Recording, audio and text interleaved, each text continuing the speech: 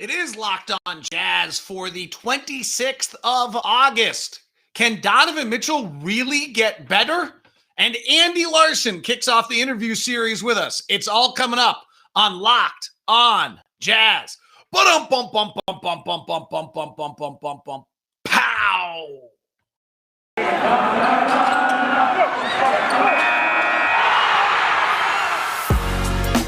You are Locked On Jazz, your daily podcast on the Utah Jazz.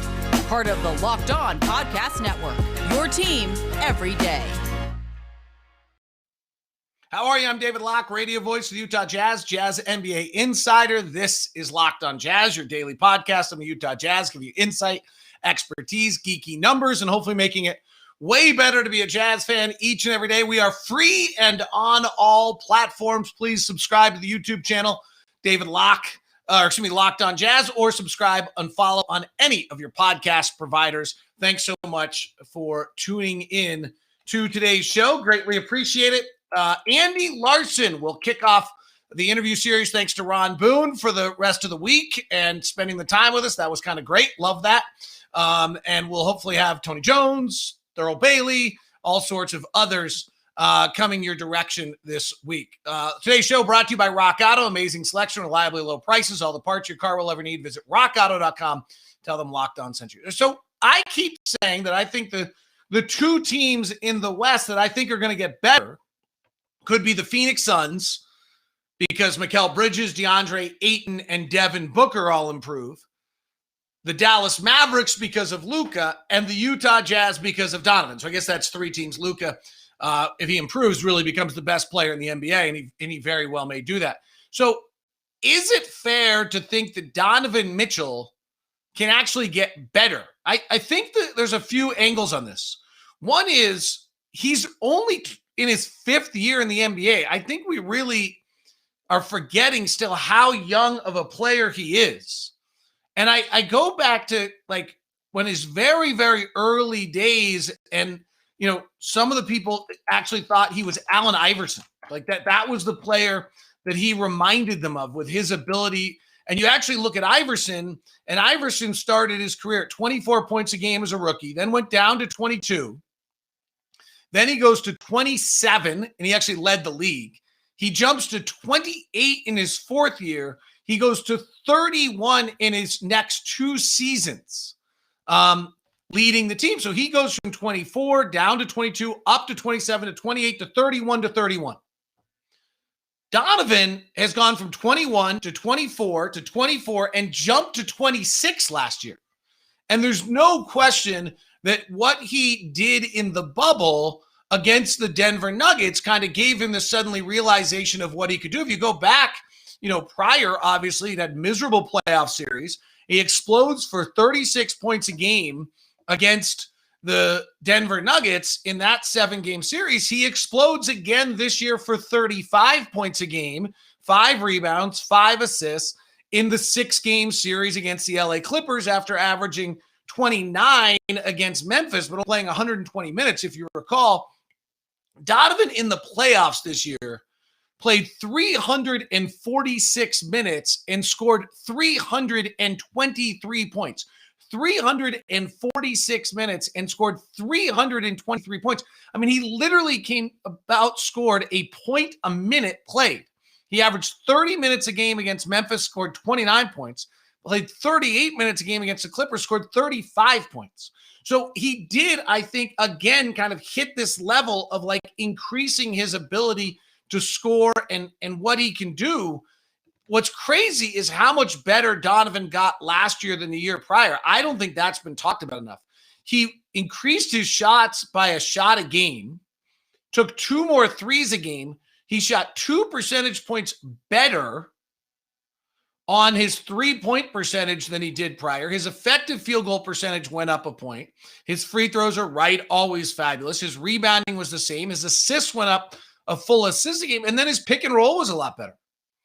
That's the other aspect of this, is that he played pick and roll better last year. He actually didn't play pick and roll as much. Mike Conley stepped forward and had a much better year. And so the Jazz actually ran him on the pick and roll less than they did the year prior, and he got better at it. Like he became a better pick and roll player last year. He and Mike Conley were both about the same, 1.07, I think it was, points per pick and roll.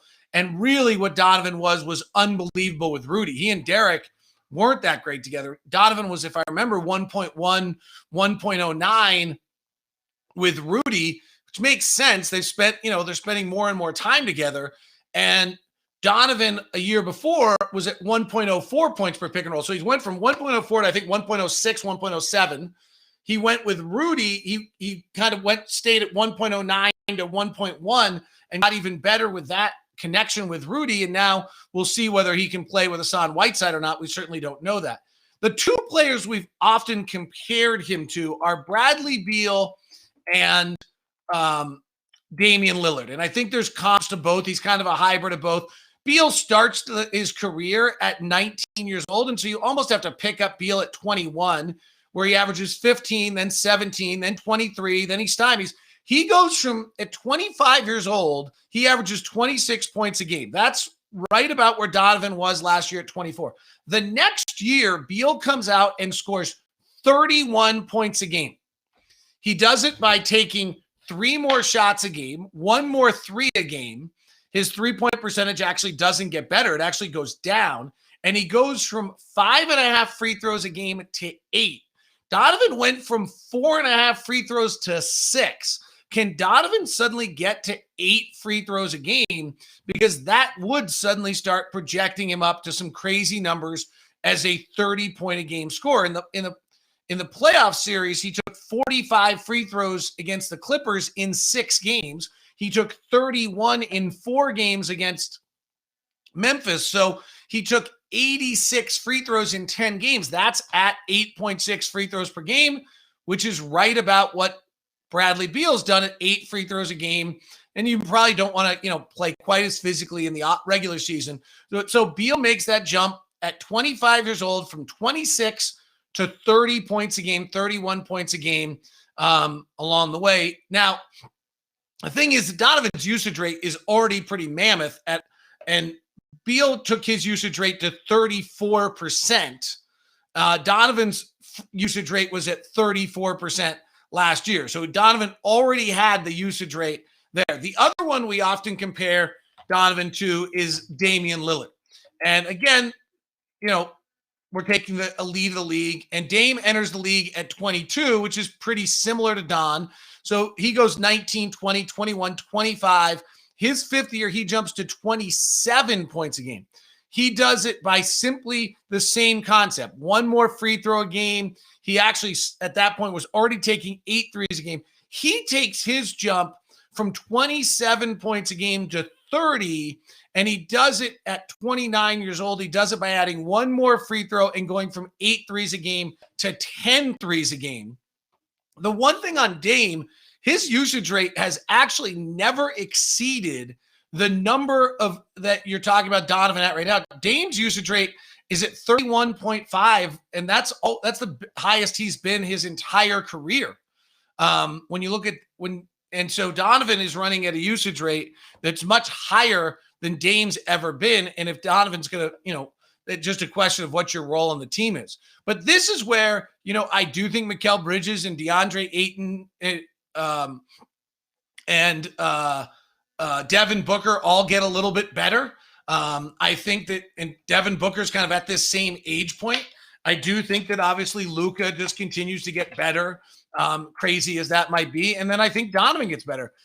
Booker's at 24 years old also. He's gone from 27 to 26 points a game. His free throws have actually dropped this last year. His 3-point attempts have dropped. He actually has become more of a mid. So he doesn't seem to actually, we'll see whether he takes the trajectory. But the question for Donovan is, can you get the free throws to 8 a game? Can you get the 3 attempts to 10 a game?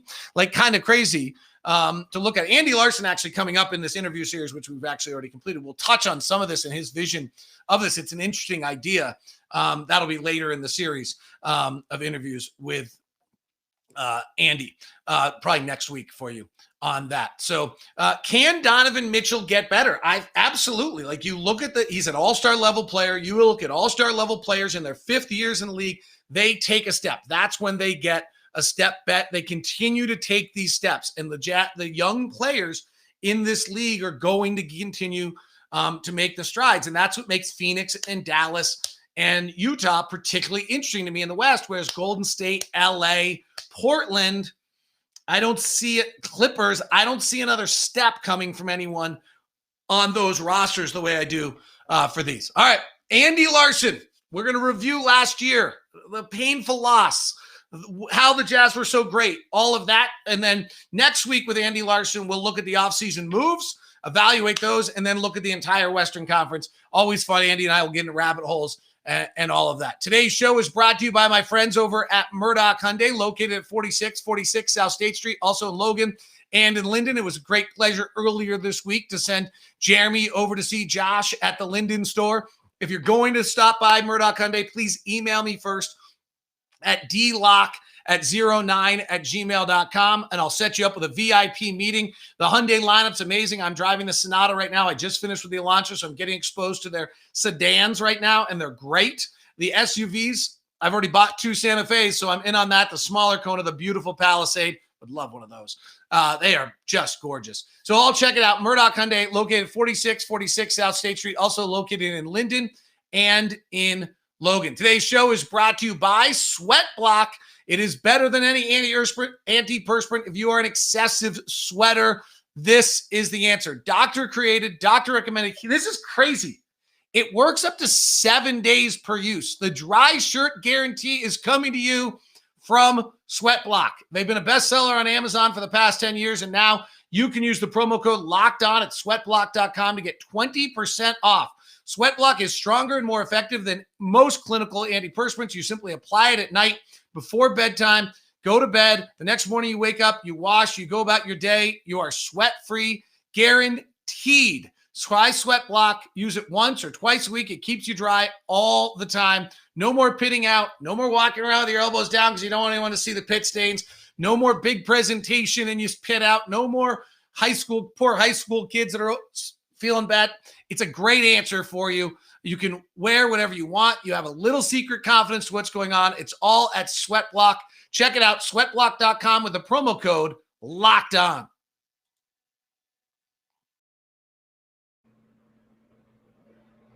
The summer interview series continues. It's kind of almost a fall interview series at this point. Andy Larsen, Salt Lake Tribune, COVID data expert, NBA Jazz beat writer. I will not ask you about the Delta variant. I just know it's not good. How's that? I think that's right. So good. I would rather talk about the Jazz with you anyway. Let's go backwards to start. We've kind of followed the same pattern, talking to Ron Boone and talking to other people. We'll continue because I think it's interesting for those listeners that actually and viewers who actually stay with us for all of these. You get the different perspective from everyone, and I think there's a lot of different angles to take place. But we'll start today kind of back in LA and that stunning Game 6 loss. Like I remember at a commercial break in that game, the Jazz are ahead. I turned to Ron. I might be my fault that this happened next. And I was like, oh my gosh, calling a Western Conference Finals would be unbelievable. And then what happened next was unbelievable. When after the stunning kind of way that they lost, what was your take as you left the building? That maybe it's not left the building, because I think we left the building flabbergasted. When you either landed back in Salt Lake or got settled again, what was your take? I think my immediate thought was essentially that what everyone had been saying about the Jazz all year long, kind of the haters' opinion, if you will, it kind of held up, right? Some of the doubters had good points about the Jazz not being athletic enough, about them not being good enough defensively on the perimeter to hold up in playoff circumstances. I mean, it was really, if you go back and watch Game 5 and Game 6, it was Reggie Jackson who killed the Jazz, right? It was Reggie Jackson getting past Donovan Mitchell and Mike Conley a little bit of Game 6, and certainly Jordan Clarkson, and just the Jazz not having an answer for that. Rudy Gobert can rotate over, but then that means an open three. And so, the Jazz lacked a lot of the versatility needed. They lacked a lot of the, I think, defensive toughness needed in order to do anything. I mean, look, the Jazz gave up 130 defensive rating in that series, in the Clippers series. So it's not even just that Game 6. They couldn't defend the entire series. And then, obviously you go back to last season with the Denver Nuggets loss, where they had some of the same I think they were different perimeter defensive issues, but they were perimeter defensive issues. And so, that was kind of my thought is like, hey, this team had a lot going for it. It was legitimately one of the best regular season teams of all time. But I think they knew only one or two ways to win. And when, the opponent threw paper and the Jazz threw their traditional rock, they didn't have a lot of answers for it. If the Jazz had been the 2 seed and played the route the Suns played, what would we be talking about right now? I think they probably lose in the Western Conference Finals. I think so. And it feels a lot better for Jazz fans, I think, to get to the conference finals rather than just the second round. But I still think that they lose to either the Phoenix Suns or obviously the Clippers. I think ultimately Chris Paul and Devin Booker are difficult to defend too with the kind of the guards that the Jazz have. And, I think it is a better matchup because you've got DeAndre Ayton, who is someone that, Rudy Gobert can more traditionally defend and help off on and et cetera. But, I do think that that's a team, again, with kind of more defensive, I guess, more offensive problems that the Jazz, I think would have had struggles defending like they did show in the regular season, right? Like, I mean, the Suns beat the Jazz 3 times last year in the regular season. So, I think obviously regular season isn't playoffs. The Jazz showed that last year, but I do think that it would have been better if they had an easier path. And yet, like in the end, I don't think that they were, we're going to win a title last year just based on how the team was built. The Jazz played the Clippers kind of early in the year.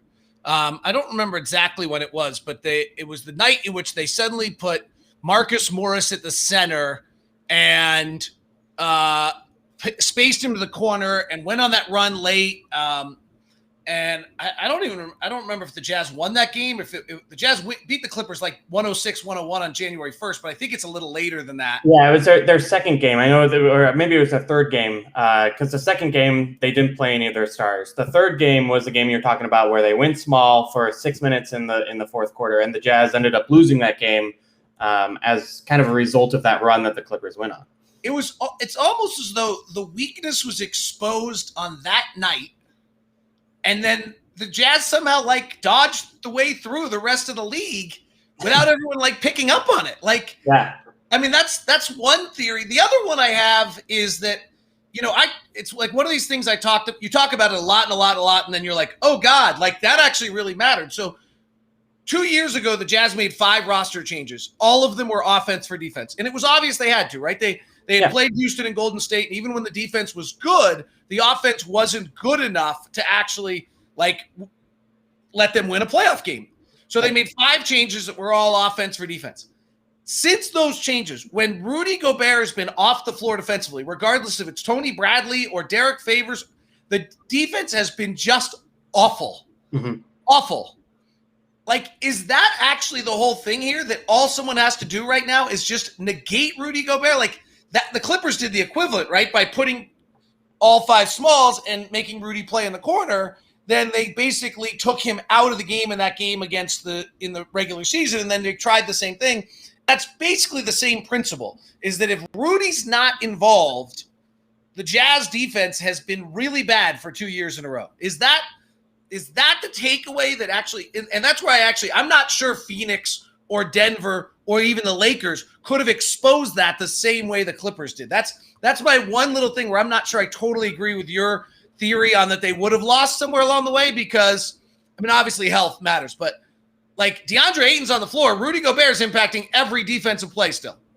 Yeah, no, I think that's fair, but I also then go back to then two series ago with the Jamal Murray, Nikola Jokic pick and roll. And, Jokic and Ayton are obviously very different players. Jokic is a lot better, but I think that's fair. But I also know that there are a lot of NBA teams around the league that are capable of small ball. I mean, I think certainly Milwaukee is, certainly, the Brooklyn Nets would be. The Clippers were, I think you're right, probably the best Western Conference team at that. But then, then you get to the NBA Finals and you run into a team that can do it and probably beat the Jazz with it, right? So I think you're totally right, though, that it is kind of a roster skill set issue, right?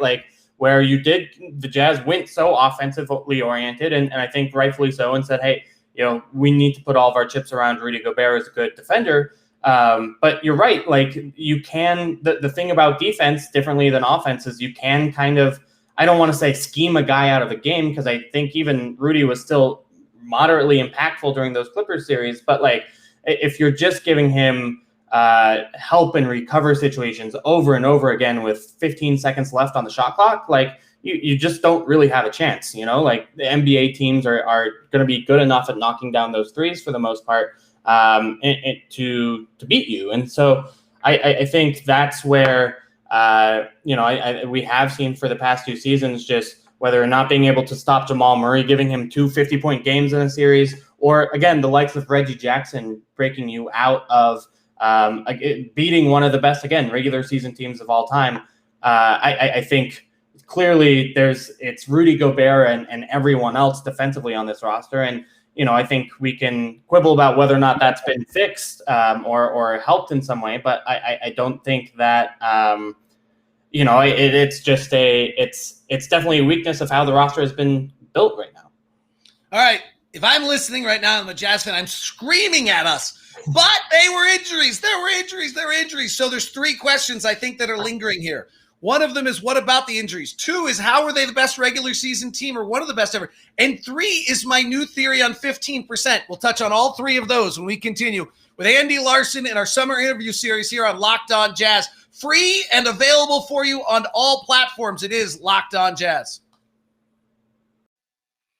Hope you're enjoying Andy Larsen. Feel free to hit him up with an @Andy Larsen, @Andy B. Larsen. Thank you for joining the show. We appreciate his time. Today's show is brought to you by Rock Auto. Rock Auto, they've been in business for 20 years, serving do-it-yourselfers and serving the professionals the same. There's no reason for you to spend 30, 50, even 100% more on parts from a chain store or car dealership when you can go to Rock Auto and get reliably low prices for every customer. Rock Auto is a family business serving do-it-yourselfers for over 20 years. Like the Honda Odyssey fuel pump is $353 from a chain store. It's $216 from Rock Auto.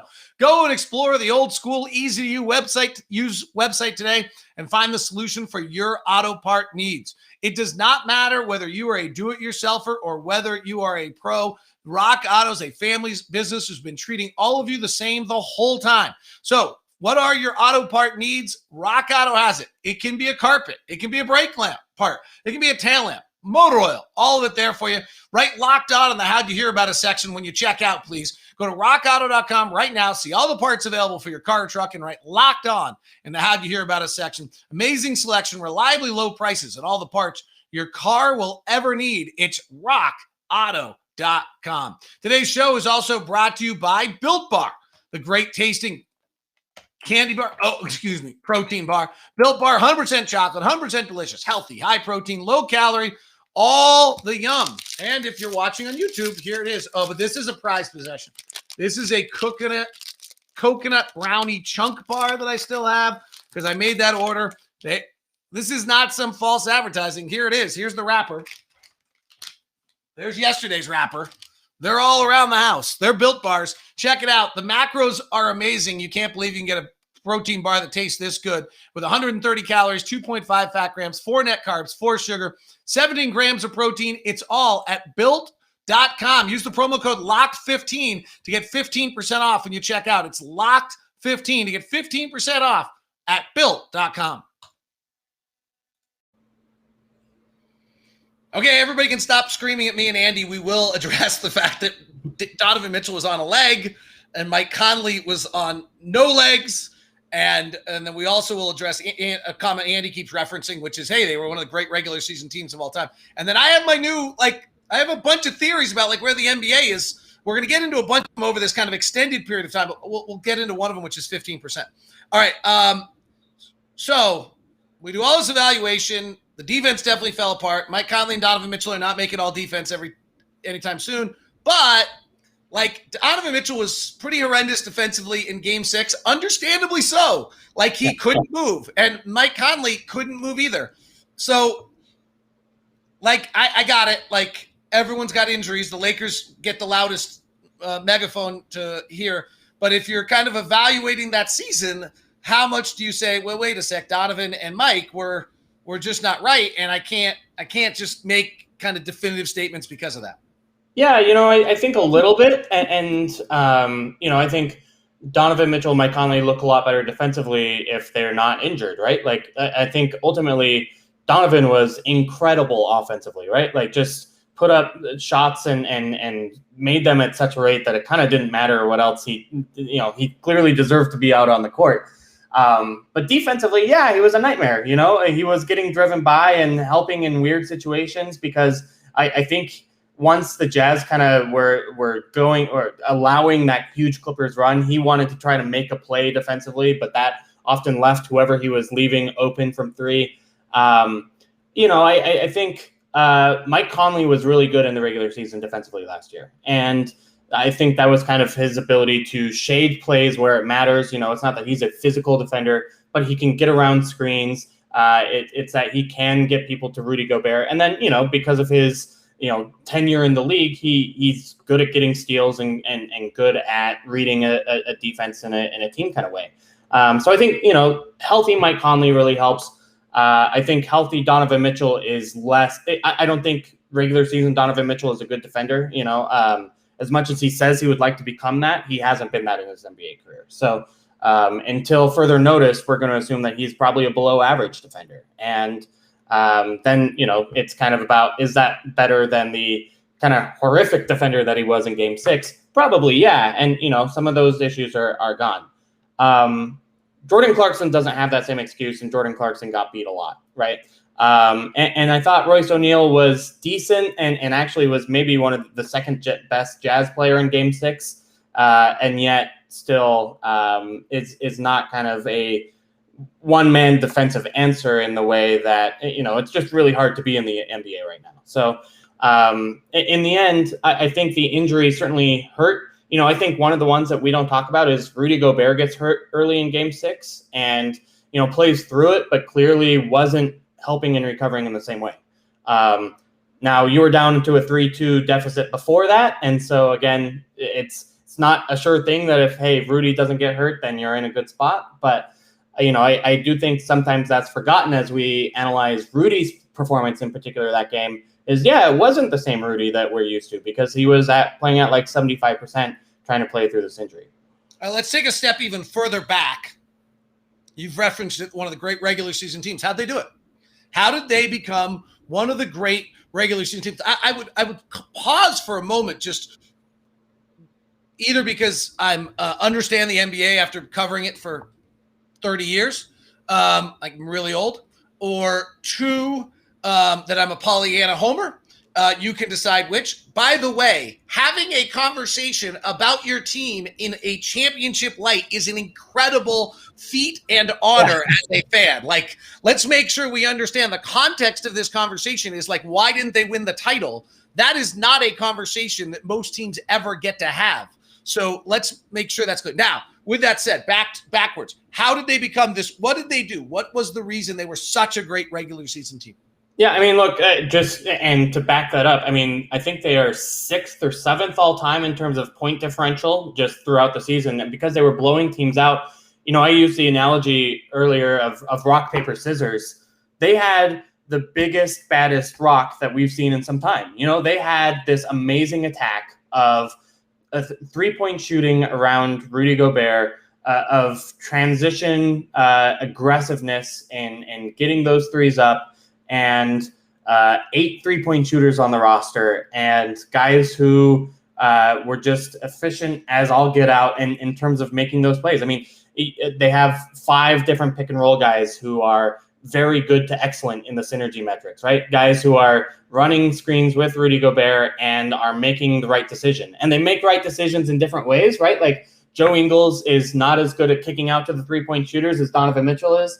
Mike Conley is better at throwing lobs to Rudy Gobert than the others are. And yet they had such efficient pick and roll players and spacing the floor around them that it was really hard to defend the Jazz. And, I don't think the Clippers didn't figure it out defensively. The Grizzlies didn't figure it out defensively. The offense was not the problem. I think that's an important thing to realize is like, hey, this was still a very good offensive team in the playoffs. I mean, to be able to put up kind of 115, 120 offensive ratings in the playoffs, when the game's changing and everything else is, fouls are being called less and everything else, like the offensive formula still worked.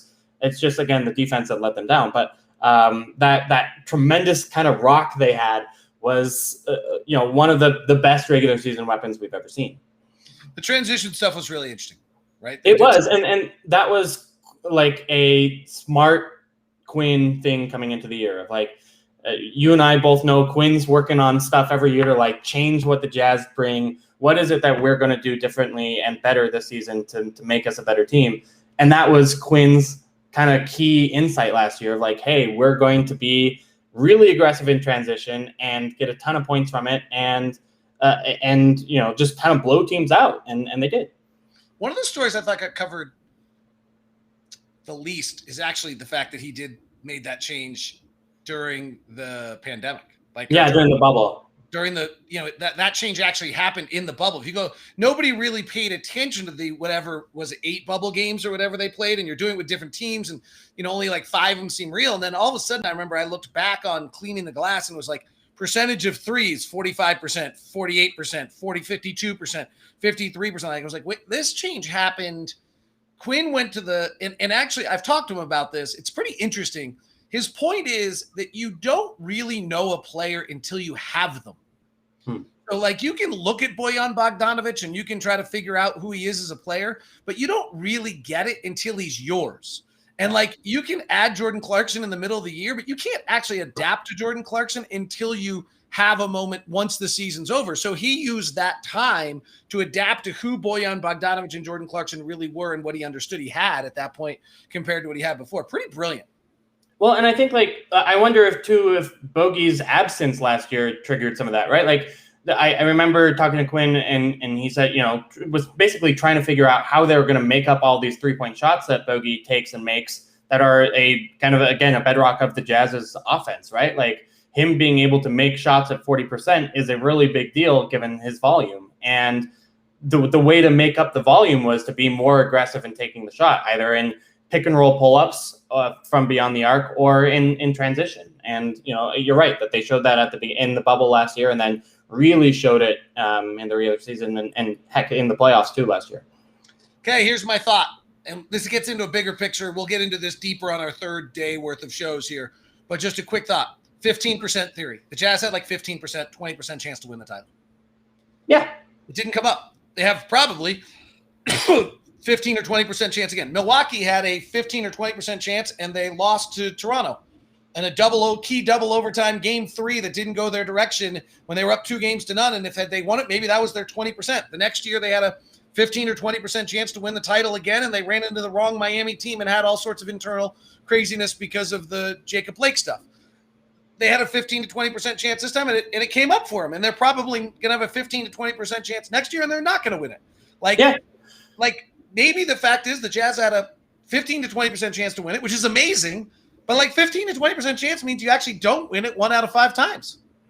No, I completely agree. And, I would say like the very best teams have something like a 50% chance, right? Like 50 rather than 15 is, if you've got LeBron James on your team in the peak of his career, or, I honestly think the Brooklyn Nets coming up next year, maybe at that 50%, given where they are with kind of their injuries. But, I mean, if Kevin Durant's toe's not on the line, the Milwaukee Bucks aren't playing in the finals or even the conference finals, right? So yes, it's, to some extent, this is hugely luck. And there's no question that, for example, the Suns got far more lucky than the Jazz did in terms of when the playoffs happened, their health, and who they faced during the playoffs. And that being said, the Suns lost in the finals too. So I think I think you're right. The Jazz had a 15% chance of winning the NBA Finals. They didn't. I think we've seen multiple teams in the last couple of years with those kind of odds get there. The Toronto Raptors, I think, were a 15% team too that ended up with getting some good luck and winning it. But you're right. Like I think the Jazz have positioned themselves quite well, maybe as well as they can. I think that's to be discussed. But yeah, I mean, we're talking about kind of percentage points there. And the truth is, without a all-timer like a Kevin Durant or a LeBron James, this is kind of how you build a title contention team. All right, so what did they do to build that title contender team? That's what we'll talk with Andy Larsen about on our next show, a summer interview series. 3 shows worth of Andy Larsen brilliance coming. You can grab them in the Salt Lake Tribune. You can subscribe to the Salt Lake Tribune. You can support local journalism. You can do all those good things. This is Locked On Jazz. Right now, tell your smart device to play the most recent episode of podcast Locked On Today. Have a good one.